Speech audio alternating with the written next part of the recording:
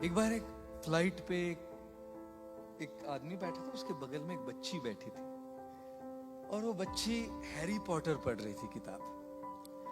और Harry Potter पढ़ते पढ़ते यूं देखती, हंसती, स्माइल करती, पढ़ती। सब अपना अपना काम कर रहे थे और फिर वो एयर होस्टेस ने अनाउंसमेंट की कि सबको पता लगा कि प्लेन बहुत ज्यादा हिल रहा है।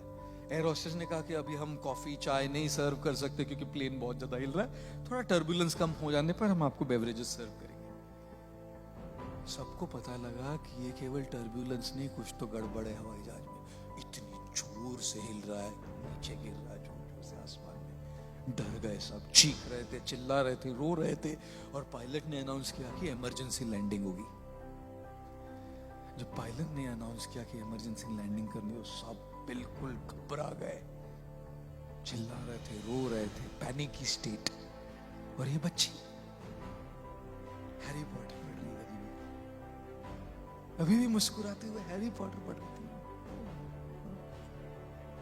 बड़े बड़े इंसान, बड़े बड़े बिजनेसमैन, लेडीज, सब लोग चिल्ला रहे, ये बच्ची किताब पढ़ के मुस्कुरा रही थी।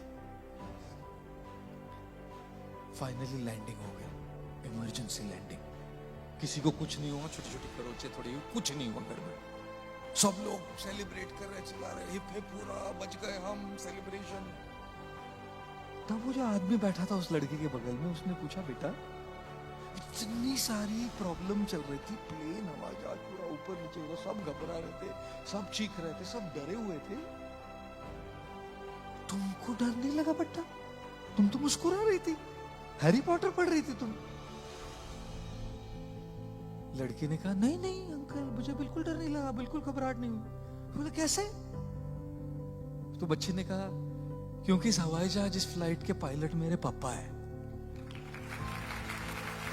और जब हवाई जहाज के पायलट पापा है तो मैं क्यों चिंता करूं लैंडिंग की?